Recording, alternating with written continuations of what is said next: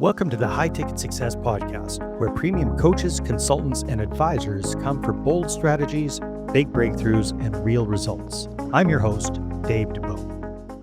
Hey, gang, if you are a premium consultant or coach or advisor, chances are you understand that, there's a bit of a limit on how much you can make if you're trading hours for dollars. If you're just charging for your time, there's a ceiling, even if you really increase your prices. But there is a way around that. And you've probably heard about the whole idea of productizing your services. But the question might be, well, what the heck does that really mean? How does that look? How does that work? Well, we're lucky. Today, we've got a guest expert who knows all about this. She helps us guys and gals that are in that situation to productize our services. So Pamela Slim, welcome to the show. Great to have you. I'm so happy to be here. Yeah.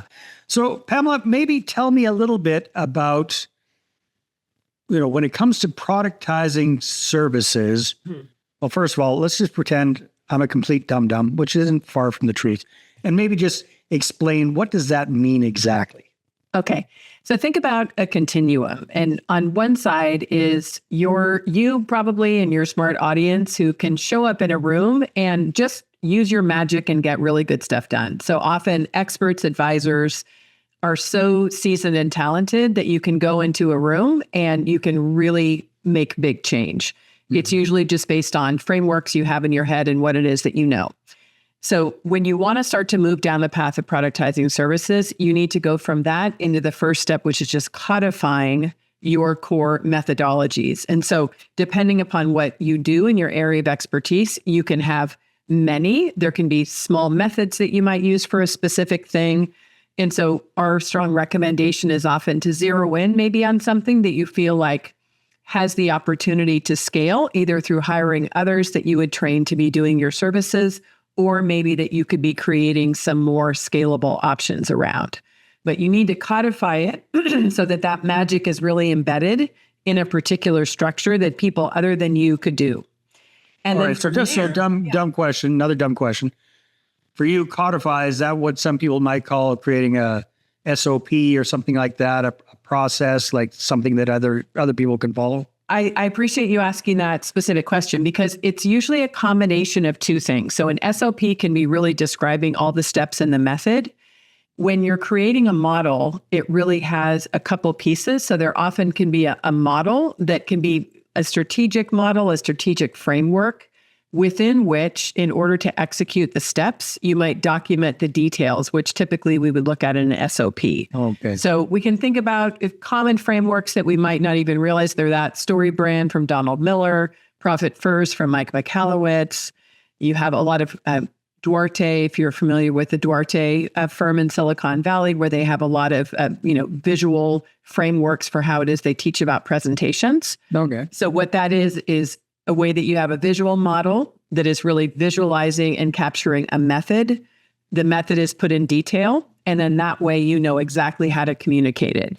And as you're alluding, we tend to think of SOPs more for internal steps. So when you bring somebody in new, they know the steps. Yeah. And we're thinking about it from a marketing perspective.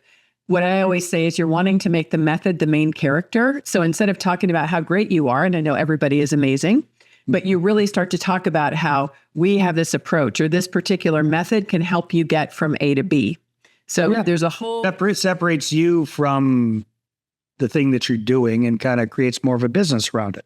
Exactly. And what you want to do there, obviously, is to be distinguishing between what are some of those unique features that are really going to help somebody get through their transformation quicker or better or more effectively, than just working with somebody else. So that is a process that often takes a little bit to get it out of your head. Then you want to be really building the awareness of and get people excited about that.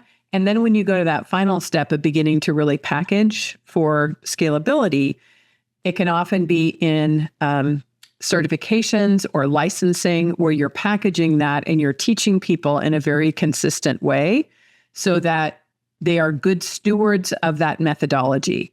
It's not enough. All of us have probably read a bunch of books or sat through a workshop. And just because you've experienced that content doesn't mean you really have all the tools and skills necessary to be a good steward of those methods. So the easy way to think about certification and licensing is certification is the specific educational process that you put people through to make sure they have the right skills, information, resources, and tools to be good stewards of that methodology. And it could be as simple as sometimes a self-directed little test, structure, or there are other certifications. My friend Tim Growell, who teaches an editing certification, it's a 3-year process that involves all kinds of observation and so forth. So that's what a certification is just that educational experience. Licensing is a legal agreement that says an organization could use what content for how much, for how long. And that's the way that they fit together. So yeah, that kind of packaging can look a bunch of different ways, which we could dig into if you want. Right. Okay. So is the primary thing that you're suggesting people do is to create certification or licensing is because when I think of productizing your service, it's, well, way better than I do, but that's not what came to mind primarily. It was kind of like a way, almost like a one-to-many type process where you're almost turning your service or what you do into more like a course or something like that. So am I missing something there? Or? You're not. It's going along a continuum. So as I said, right, the codification is a big part. As you're spreading the word, a lot of service providers and experts would be putting it in some format. It could be an online course. It could be some kind of specific program that's easier to deliver. But the more mature stage of that process of packaging is licensing and certification, because that means you are completely out of the picture. And I find it really depends on what market you serve. We think a lot about in the B2C world, people who are selling to individuals or maybe individual small businesses. We talk a lot about scaling that's really through things like online courses. And the promise is amazing, right? Passive revenue that just pours into your bank account as you're sipping margaritas somewhere on a beach. Yeah. You and I and probably your listeners know it's a lot more difficult than that. You actually have to have a huge amount of marketing machine and sales capacity to get the level of scale ongoing to make that sustainable. Not to mention, we could spend 3 hours talking about the change now in the market in terms of how people expect education to be. So while an online course can be great for us, we record once, publish it, and it's done. That is not necessarily what our buyers want to buy. When we shift to the B2B market, selling to big companies, that's where things can look a lot different, where a company says, "Oh, I love the workshop that you're delivering for this set of our leaders. We actually want to bring it into our entire 50,000 employee organization." And that's where you start to have things like licensing and certification that can look really attractive. And so I know not everybody wants to sell into the B2B market, but for us, that's really one of our areas of specialty. And it can have really long sales cycles, but then really big checks at the end. Yeah. Which is, I'll take a look at both examples if you don't mind, Pamela. So from your experience working with some of your clients, can you give us an example of one of your favorite B2C success stories, what that kind of looked like, and then we'll take a look at the B2B side? Yeah. So I think a B2C success side, and again, when we say historically, B2C could just be literally directly to a consumer that's not a business owner. But in this space for experts, it's usually like, individual coaches. So we built a big business certification program, Hello 7, for Rachel Rogers, who's an entrepreneur, and went through and built that program. She is an incredible sales and marketing machine. And so she immediately sold many, many seats to it at a very healthy ticket price. And so she immediately in the first cohort made back every single cent she invested plus many times more. So that was really exciting to see it come to life on the B2C side. On the B2B side, we've done a lot of different projects with clients. One interesting project I did with Susan Cain, who wrote the book Quiet, about the power of introverts. We created years ago, a whole number of different types of businesses. So B2B workshops for the Quiet Leadership Institute. But we did a deal with Steelcase, which makes office furniture, and they created a line called Quiet Spaces that were informed by her research and methodology within Quiet about spaces specifically designed for introverts.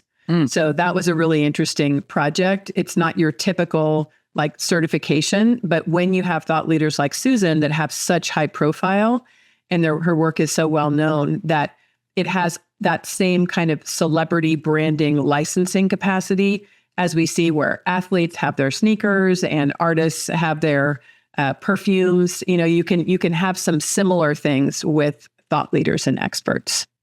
Well, I was going to play devil's advocate for a second. So I'm thinking of if somebody's watching this, well, that sounds great for them. They're already quite well known. They're amazing at sales and marketing. What about little old me? I am a reasonably successful coach or consultant or advisor or what have you. How would this apply to me? This is where, on my side, it's a great question. This is a mature strategy. And I don't mean maturity in the business owner, but it is a business maturity strategy where you have made a strategic decision that you don't just want to have a really fantastic, smaller, highly customized, bespoke coaching agency. There is nothing wrong whatsoever with choosing to just have a very profitable coaching business where you do really good work over the years. It is a business model choice where you say, I actually want to be scaling this business and to be creating productized services that could turn into licensing and certification. That means you're going to be making very different choices. So for me, it's more a matter of where you are in that process. If you're early on, it means that you're going to have a different orientation to the work, where from the beginning, you're going to make sure that you are codifying. You're creating models and methods. You are going to be aware and looking for opportunities to be selling one-to-many. And you're probably going to be surrounding yourself with experts and people who are guiding you in that direction. So I don't have any point of view that one is better than the other. I think there's a lot of BS, frankly, where people can shame others for not like scaling their business to 100 million. Not everybody wants to do that. But if you get excited and you feel like you do have something that you're willing to put the work in order to make sure that it has lots of visibility, that takes a lot of work, resource, time, and energy, but then you might end up to be one of those people. Everybody I've known, Rachel, actually, I knew from when she first started her business. I was one of her first coaches, 10 years ago. And so I've seen her in the very beginning who didn't have anything. And she's put in a huge amount of work over the years to build an audience that allowed her to have those kinds of sales. Right. So I do get kind of passionate about the correlation connection between what is our business strategy, what is our business model, and how can we really understand what is involved in executing it. And so when you make the choice to go down that path, there definitely are certain things that you're going to put in place. Yeah. Okay. So what would be some of those first steps you would recommend to somebody who's listening to this or watching this and they're going, hey, you know what? Yeah, that makes sense, but I haven't really done what Pamela's suggesting. I don't have a huge audience. I'm very good at what I do. Yeah. I've been doing this one-on-one forever. So how do I start down that path? So the first step is looking at probably the areas of your business where you notice in the work that you do that your clients get the most excited, that they're helped the most. It's identifying the kinds of models or frameworks that you might even inadvertently use that you notice when you do that work with people that they really light up. And so documentation is always the first part of it. The nice thing in today's environment with recording and tools like Fathom and AI is that even when you have you'll obviously treat the confidential conversations carefully to have them in your private like AI world, but you can take something like transcripts and you can have AI pull out. When I was coaching this person, like do you see a framework that I was using? And so that it can start to pull out and help you to be identifying the things that you're doing consistently. Let's say you have transcripts of your last 10 coaching calls and you can say, can you find the thread about a consistent process that I went through, a series of questions or a method that I used? So the first step is really just documenting what you do. And it has two benefits. One of them is it could get you further down the path of being able to scale. The second is it can just make it easier for you to be doing consistent work and not to have such a heavy lift. The more that you are taking time to be documenting your processes, to be organizing things, to be creating SOPs, like you said, you're going to have a more professionally managed service, even if it's simple things like the way you onboard your clients, how it is that you approach a beginning, middle, and end to conversations. Right. And then that way you can really be clear about how useful that is to people. And usually there's a little thrashing around, which is really healthy. When you might be like, I don't know, like, am I different from any other coaches? Like, what do I do that's different? I think the way that you can begin to identify that is when you do clarify what it is that you do. And maybe you realize, yeah, maybe I am too generic. Maybe it's time for me to get really specific and to be applying this particular set of expertise that I have so that I can really be distinguishing myself. For a lot of people, it's narrowing the scope of what it is that you do, maybe narrowing the audience so that you really do begin to have an area of specialty. Yeah, good advice. This is fascinating stuff, Pamela. So if people want to find out more, connect with you, learn more about all of this, see if they might be a good fit to work together with you, where should they go? What should they do? Go to PamelaSlim.com. I always say slim like shady. If you get it, you get it. And I am on LinkedIn as my primary social media network there. So let me know where we connected. And I'm very active over on LinkedIn. I'm always happy to answer questions. Fantastic. Pamela, thanks so much for being on the show. This has been great. Thanks for having me. All right, everybody. See you on the next one. Thanks for listening to the High Ticket Success Podcast. Want to be featured? Share your story and inspire other premium coaches, consultants, and advisors? Apply now at highticketsuccesspodcast.com/guest.